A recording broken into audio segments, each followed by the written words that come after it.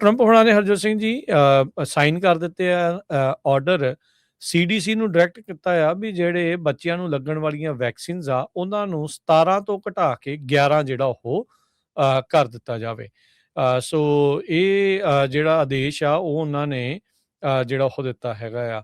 ਸੋ ਕਹਿੰਦੇ ਵੀ hepatitis A, B, meningitis, rotavirus, influenza ਤੇ ਕੋਵਿਡ-19 ਇਹਨਾਂ ਨੂੰ ਕੱਢ ਦਿੱਤਾ ਗਿਆ ਆ।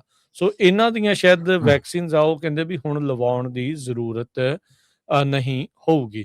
ਉਧਰ 15 ਸੂਬੇ ਜਿਨ੍ਹਾਂ ਦੇ ਡੈਮੋਕ੍ਰੇਟ ਗਵਰਨਰ ਆ ਉਹਨਾਂ ਨੇ ਹੈਲਥ ਐਂਡ ਜਿਹੜੀਆਂ ਸਰਵਿਸਿਜ਼ ਵਾਲੇ ਆ HSS ਤੇ ਰੋਬਰਟ ਐਫ ਕੈਨੇਡੀ ਜੂਨੀਅਰ ਜਿਹੜੇ ਸਕੱਤਰ ਨੇ ਉਸ ਦੇ ਉਹਨਾਂ ਦੇ ਉਲਟ ਜਿਹੜਾ ਉਹ ਸੂ ਕਰਨ ਜਾ ਰਹੇ ਆ, ਕੇਸ ਕਰਨ ਜਿਹੜਾ ਉਹ ਜਾ ਰਹੇ ਆ ਵੈਕਸੀਨ ਰਿਕਮੈਂਡੇਸ਼ਨ ਦੇ ਵਿੱਚ ਚੇਂਜਸ ਨੂੰ ਜਿਹੜਾ ਉਹ ਲੈ ਕੇ। ਸੋ ਜਿਹੜੀਆਂ ਰეკਮੈਂਡੇਸ਼ਨਸ ਆ ਉਹਦੇ ਵਿੱਚ ਜਿਹੜਾ ਹਰਜੋਤ ਸਿੰਘ ਜੀ 17 ਤੋਂ ਘਟਾ ਕੇ ਜਿਹੜੀਆਂ ਹੁਣ 11 ਵੈਕਸੀਨਸ ਇਹਨਾਂ ਨੇ ਕਰ ਦਿੱਤੀਆਂ ਆ।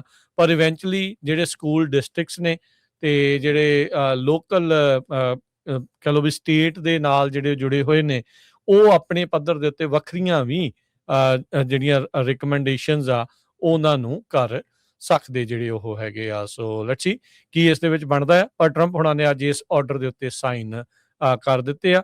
ਫੈਡਰਲੀ ਹੁਣ 17 ਨਹੀਂ ਸਿਰਫ 11 ਵੈਕਸੀਨਸ ਲਵਾਉਣ ਦੀ ਜ਼ਰੂਰਤ ਰਹੇਗੀ। ਟਰੰਪ ਹੋਣਾ ਨੇ ਹਰਜੋਤ ਸਿੰਘ ਜੀ ਸਾਈਨ ਕਰ ਦਿੱਤੇ ਆ ਆਰਡਰ CDC ਨੂੰ ਡਾਇਰੈਕਟ ਕੀਤਾ ਆ ਵੀ ਜਿਹੜੇ ਬੱਚਿਆਂ ਨੂੰ ਲੱਗਣ ਵਾਲੀਆਂ ਵੈਕਸੀਨਸ ਆ ਉਹਨਾਂ ਨੂੰ 17 ਤੋਂ ਘਟਾ ਕੇ 11 ਜਿਹੜਾ ਉਹ ਕਰ ਦਿੱਤਾ ਜਾਵੇ। ਸੋ ਇਹ ਜਿਹੜਾ ਆਦੇਸ਼ ਆ ਉਹ ਉਹਨਾਂ ਨੇ ਜਿਹੜਾ ਉਹ ਦਿੱਤਾ ਹੈਗਾ ਆ। ਸੋ ਕਹਿੰਦੇ ਵੀ hepatitis A, B, meningitis, rotavirus, influenza ਤੇ ਕੋਵਿਡ-19 ਇਹਨਾਂ ਨੂੰ ਕੱਢ ਦਿੱਤਾ ਗਿਆ ਆ। ਸੋ ਇਹਨਾਂ ਦੀਆਂ ਸ਼ਾਇਦ ਵੈਕਸੀਨਸ ਆ ਉਹ ਕਹਿੰਦੇ ਵੀ ਹੁਣ ਲਵਾਉਣ ਦੀ ਜ਼ਰੂਰਤ ਨਹੀਂ ਹੋਊਗੀ। ਉਧਰ 15 ਸੂਬੇ ਜਿਨ੍ਹਾਂ ਦੇ ਡੈਮੋਕ੍ਰੇਟ ਗਵਰਨਰ ਆ ਉਹਨਾਂ ਨੇ ਹੈਲਥ ਐਂਡ ਜਿਹੜੀਆਂ ਸਰਵਿਸਿਜ਼ ਵਾਲੇ ਆ HSS ਤੇ ਰੋਬਰਟ ਐਫ ਕੈਨੇਡੀ ਜੂਨੀਅਰ ਜਿਹੜੇ ਸਕੱਤਰ ਨੇ ਉਸ ਦੇ ਉਹਨਾਂ ਦੇ ਉਲਟ ਜਿਹੜਾ ਉਹ ਸੂ ਕਰਨ ਜਾ ਰਹੇ ਆ, ਕੇਸ ਕਰਨ ਜਿਹੜਾ ਉਹ ਜਾ ਰਹੇ ਆ ਵੈਕਸੀਨ ਰਿਕਮੈਂਡੇਸ਼ਨ ਦੇ ਵਿੱਚ ਚੇਂਜਸ ਨੂੰ ਜਿਹੜਾ ਉਹ ਲੈ ਕੇ। ਸੋ ਜਿਹੜੀਆਂ ਰეკਮੈਂਡੇਸ਼ਨਸ ਆ ਉਹਦੇ ਵਿੱਚ ਜਿਹੜਾ ਹਰਜੋਤ ਸਿੰਘ ਜੀ 17 ਤੋਂ ਘਟਾ ਕੇ ਜਿਹੜੀਆਂ ਹੁਣ 11 ਵੈਕਸੀਨਸ ਇਹਨਾਂ ਨੇ ਕਰ ਦਿੱਤੀਆਂ ਆ।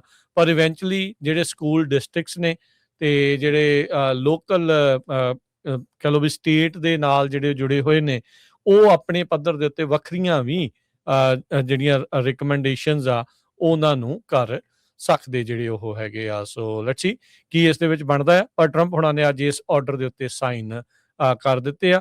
ਫੈਡਰਲੀ ਹੁਣ 17 ਨਹੀਂ ਸਿਰਫ 11 ਵੈਕਸੀਨਸ ਲਵਾਉਣ ਦੀ ਜ਼ਰੂਰਤ ਰਹੇਗੀ।